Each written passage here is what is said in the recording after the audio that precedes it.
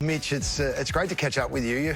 You're a bulldog through and through. You grew up part of the bulldog family. What was it like growing up with the colours in the family? Yeah, I've had a journey that's, it's a lot of people don't get to share in the moments of a footy club like I did when my dad played.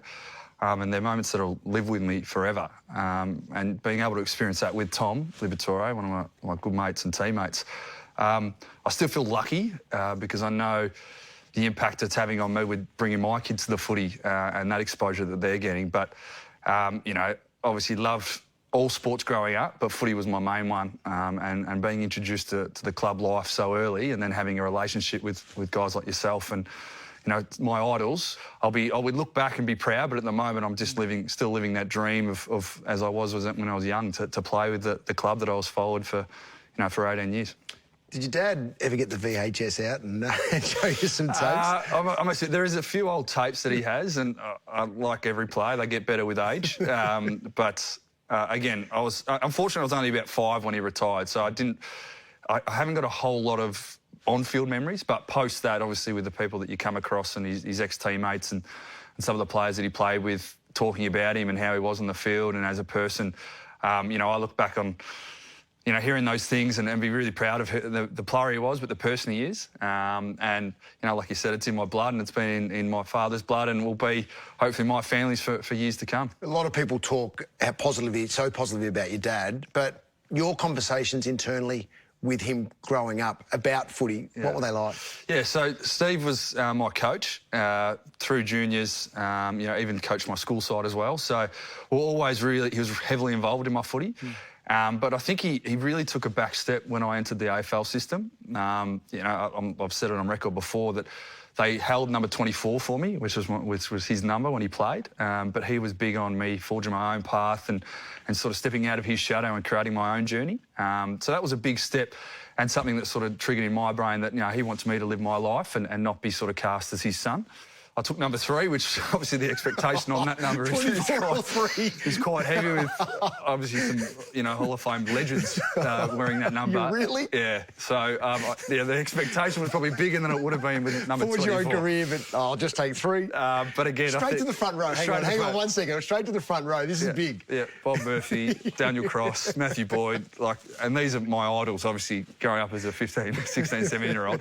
So to step right in the deep end, it was amazing. But, yeah, as soon as I sort of hit the club and started to train, he let me go and said, no, look, I won't come down to the rooms. I'll be on the background. I'll be always there if you needed a chat or wanted some advice. But this is your journey. You make the decisions. I know him as a really selfless individual. What he did for me in my first year at the football club blew me away. The time he'd spent on ground, post sessions, working with him, my kicking, which wasn't up to scratch and those sort of things. So what was he like with your other teammates? Because he's an educator, he's a man that likes to see people just get on in life and improve. Yeah, and he's so passionate about improving the individual. I think that's probably one of his greatest strengths, is he's not doing it for any self-gain or anything. He was there to, invest in the person and obviously, again, bring them on as a footballer, but at the same point, obviously make them grow into men that, obviously respect people but have good values and morals.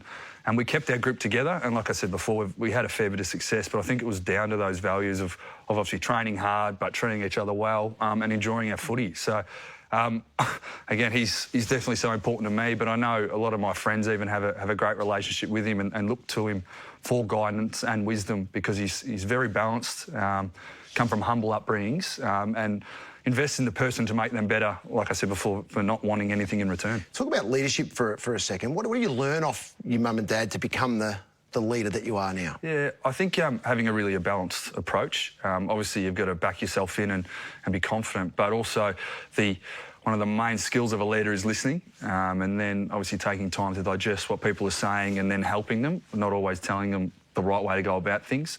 But I think investing time into people is probably the biggest thing.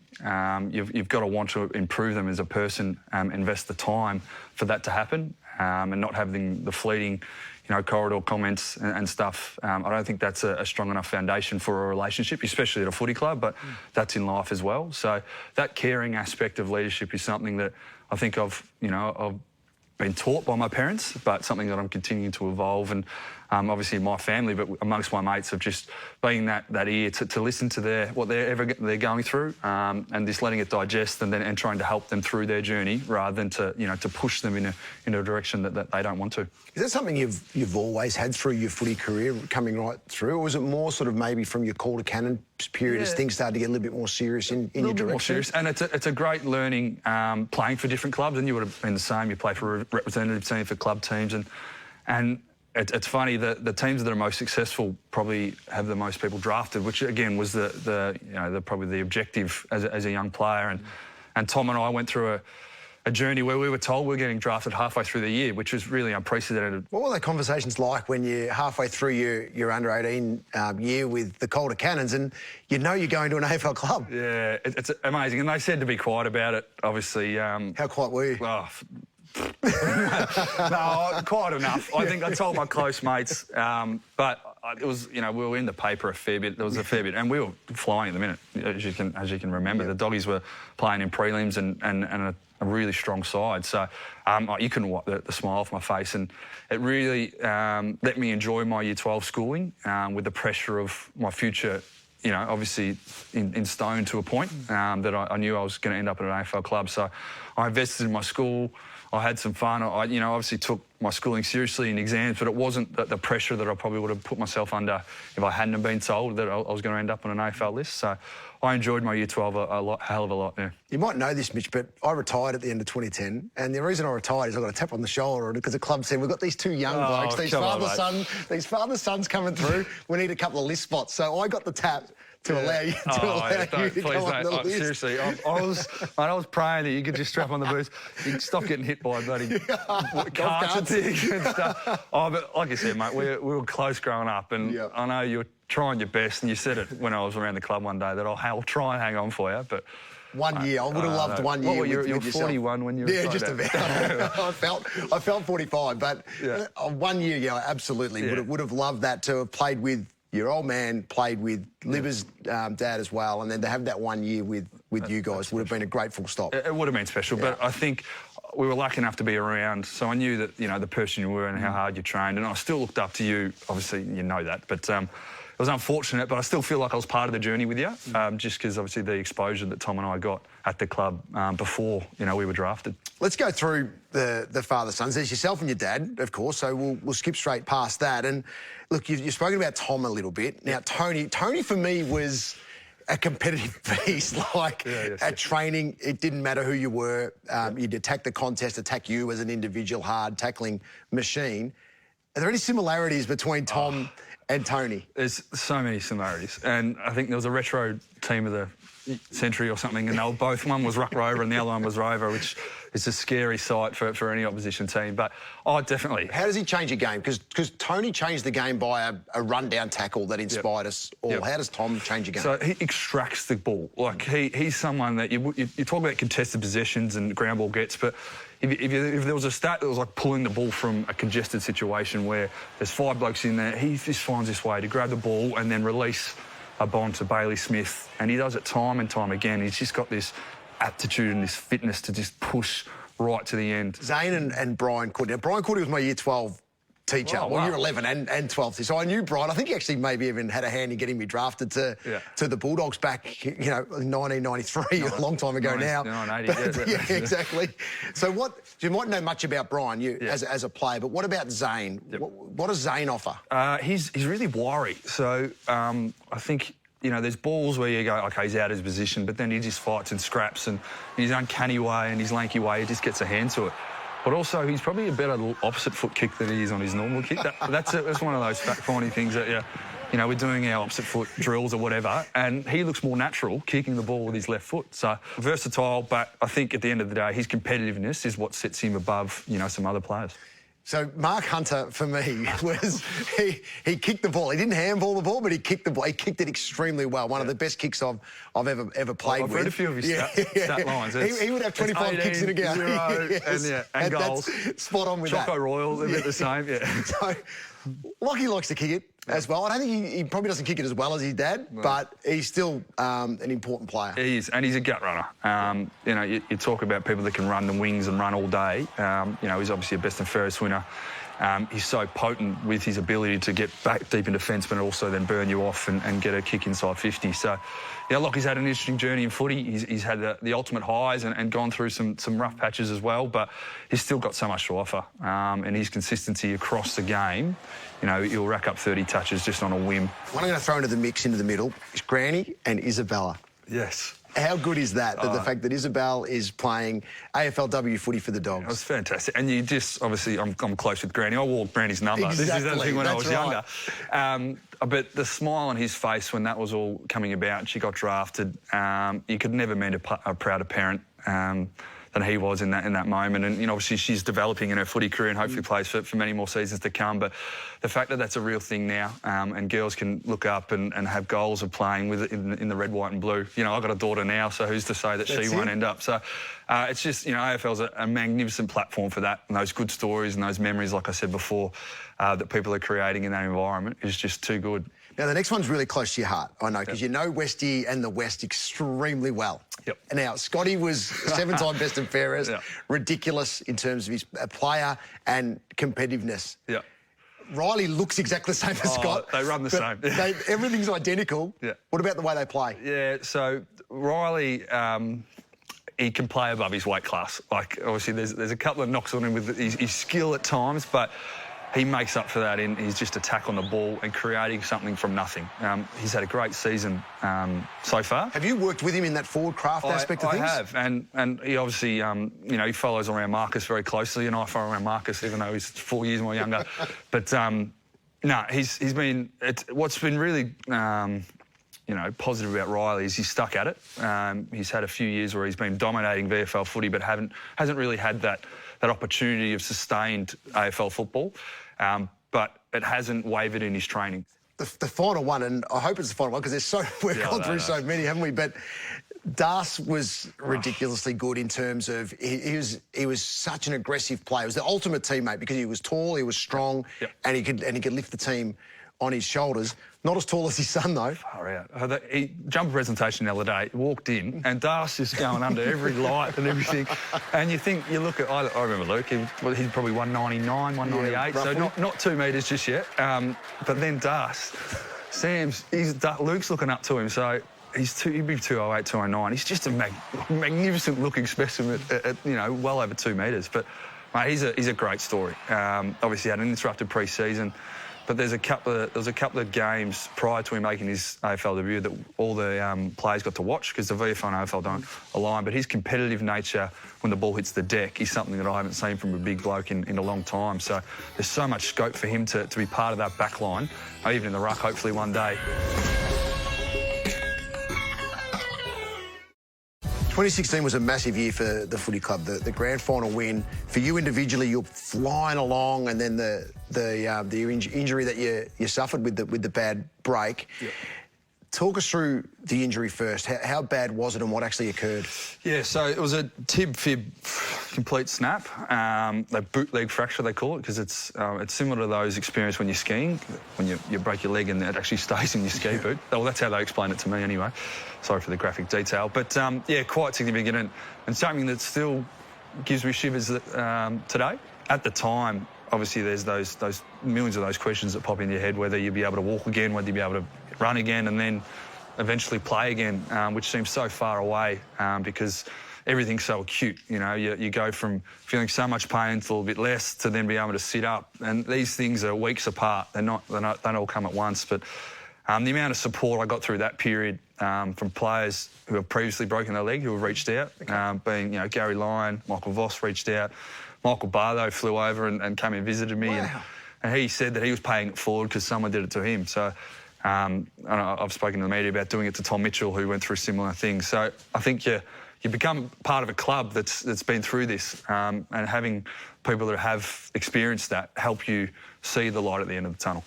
But as you said, it was during a time of the club's, one of the most successful part of the club's history in winning your grand final. So that was just another layer to obviously the emotion that I was going through.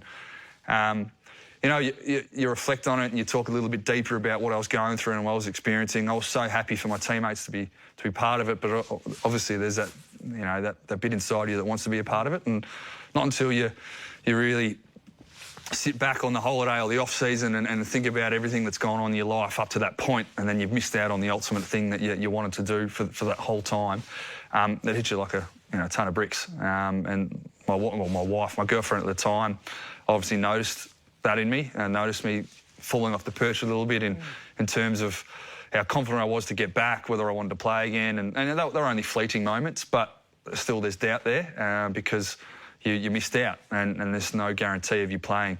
But I'm a competitive person, and as soon as I started to make these gains and these little hurdles that I started to overcome, I knew that I could get back, and that was enough motivation to want to do it all again. But grand finals are hard to win, they're hard to make, and obviously throughout my journey we've been sort of up and down with the team's success and wins and losses. So there's still that hope and that burning desire to want to play in one, but I still love the game and I still love training and my teammates, which allowed me to have a 10+ year career.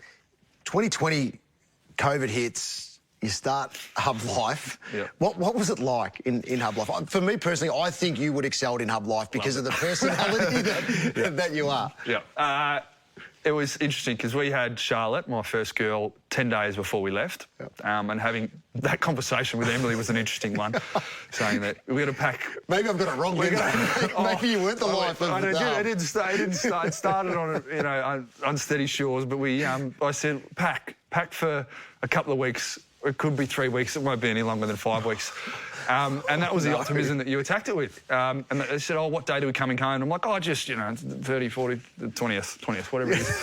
And time passed. But we got the opportunity to be parents together and just parent without any influences of family, which is really important. And again, looking back, it would have been great to have obviously grandparents' help. But every night we were in our hotel room and we devoted every second we could to our daughter. We read her books, we danced with her, we bathed her, and there was such a beautiful routine that I got time to spend with her that I probably would never in my life, and I know my young son will. I haven't got that time, hadn't had that time. But that was just the family side, and then you talk about playing footy in that environment. I was going to say, we had to be flexible and agile. They were the words at the time, but you in particular, because you got thrown forward. You turned into the key forward at the club. How did that come about? Yeah, and it happened in a practice game, and I think in the pre-season, and we have a star-studded midfield, there's no doubting that. And I was coming off a season-ending injury the year before, so I'm just like, look, I just want to play. Just throw me wherever you want. And I did okay. I think I kicked a handful of goals in one of the practice matches, which got me a gig in the NAB, the pre-season games. And played round 1 and round 2, and then there was a big lockdown. And I knew that I had an opening. I knew that there was a role there for me, so I went away and trained really hard in that little interim break and came back fit and strong, which probably gave me the best opportunity to hold that spot. And then, it just took off from there, and I really enjoyed having influence on games, different to what it was as a midfielder because you got more opportunity, and was being able to do that consistently was something that, I was pretty proud of. This year, Mitch, it's been tough for you, and it's very delicate, but it's talking about death into life. Yes, it is, and it's obviously been shared publicly that I lost my mother-in-law, Katie, back in probably mid-season, suddenly. It was a tragedy where she was hit by a car and pronounced brain dead 3 or 4 days later, and in amongst that, we were expecting our second child, Will. Talk about the word perspective a lot.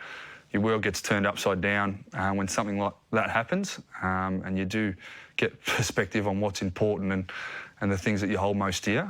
Because, I was the last person of our family to see Katie alive, and that was, the night before. And the reason that she was out and about was because she was worried about us. She was worried about Emily being a little bit overdue, and she was such a beautiful, caring person, and I'll get to donate life and the impact that that's had on our lives in a minute. But to have someone like that ripped away from you so suddenly in a moment where Emily needed her every step of the way during her pregnancy, you do want to hold those close to you and not let go. And the waves of emotions that came over me as obviously a son-in-law, but my wife, my parents, my father-in-law, Emery's dad, and her sister, Bella, you know, in that time, the only thing we could do was band together. We spent a lot of time together, not always talking, but just seeing and wanting to hold each other and not let go was probably the most powerful thing that we could do. Know that we had each other's backs, know that we were always there to support each other. And I think along the journey since that death, people have gone in and out of how they're feeling. I know my wife was really stoic to start with, but then had her troubles in the last probably month where things the reality's really set in. So I don't think you ever get over something such a tragedy like that. I think there's new obstacles and hurdles to always confront, whether it be birthdays. Christmas is coming up later in the year. The firsts are always the hardest. They do get easier, but I don't think there's a day that goes by that we don't acknowledge her presence. But I think if we talk about Katie as a person, how caring she was and putting others, before herself, for her to be able to donate 3 of her organs. Take your time, mate. Just take your time. There's no hurry here, Mitch, at all, mate. The legacy that she leaves behind, continuing to help others. Yeah. It's sorry, I don't really get that emotional. Okay, mate. It's something that she leaves behind for her, but it's legacy for the family as well. We're so proud of her, the person she was, but to think that she's continually going to help other people live a stronger, a better life is something that we can really hold on to forever. So again, we've obviously had a strong partnership with Donate Life at the footy club. So I implore everyone to sign up. It's very quick, it's very easy. All you have to do is visit the website and put your name down. And you too can help, because I know there's a lot of people out there on lists waiting for organ donations, and it's very easy to sign up. And the fact that if unfortunate events occur and you leave this world, that you can actually help others. And I think that's what Katie would have wanted, but that's how she lived her life, helping others. And she was able to do that in a way that, we can remember her forever, and she's going to be around, and she's going to, she departed this world still, and still is helping other people. You've spoken so well, Mitch, about Katie, and then a week later you have your second child with Will. I'll take that jacket off for a sec. So then young Will comes along, and you're talking about having so much emotion and hatred at what the circumstance you're in, and then you turn this ball and this internal combustion into love and just astonishment that I have a baby boy, I have a son. And that were the first words Emily spoke to me. She goes, "I made you a boy," and that still makes me tear up to this day, because I was a blabbering mess in the labour ward. And then we thought of Katie and spoke about, Katie, this is your grandson. And he's such he's a bundle of laughter at the minute. He's just learned how to smile and laugh and giggle, which is making every day easier and every day a pleasure. And he's bigger than his sister was. He's a big brute of a boy. But again, back to that word perspective of what's important and holding him tight and raising him to being proud of him and giving him every opportunity to be happy is what Emily and I were put on this earth for. So along with Charlotte, we're a happy family of 4 at the minute. Whether there's more to come, I'm not sure. But I absolutely love being a dad, as you can probably tell. But he is a bundle of joy. Well, Mitch, you're not playing for the remainder of the season. You got me new shoes on. Shoes on. These are me hockers, mate. This is day one. So if you see, you'll hear me before you see me. Explain the hocker. What is it? So it's a really stiff sole. Okay. And it doesn't allow and the what's foot the injury to flex. first, actually? It's a plantar plate rupture. Okay. So again, never heard of that before. Layman's terms, it's a foot reconstruction. Wow. I know, it sounds worse than it is. But no, they sew that, it holds the toes together. So they sew that together, which is a pretty significant thing, because the healing process is quite significant. 16 what is weeks. the time frame? Yeah, 16 weeks. So, okay. Till return to play. So I'll be running in about a month, and then I'll be right for pre-season. But yeah, it was just another pain, because once it was in so much pain before the operation, but once the operation was had, it was curtains on the season. You mentioned you'll be right for pre-season. Where's that at? Where's your contract at? I really want to play on next year, and have had numerous chats with Sam, our list manager, and Bevo about that concept. And they're they'd love to have, not obviously, but they'd love to have me, which is good. And we're finalising that at the minute. So hopefully we get something out before I take off to Queensland for my off season. And I'm sure it will. So I look forward to it, attacking it, with a curious mind, but also an endeavour to get better and be competitive amongst teammates and play for the Bulldogs next year. It's been a pleasure to catch up, Mitch. It's been good to spend some time with you, and good luck recovering from your injury, and all the very best next year in the red, white and blue. Thanks, mate. Thanks, Jono. Appreciate it, mate. Cheers. This has been a Fox Sports.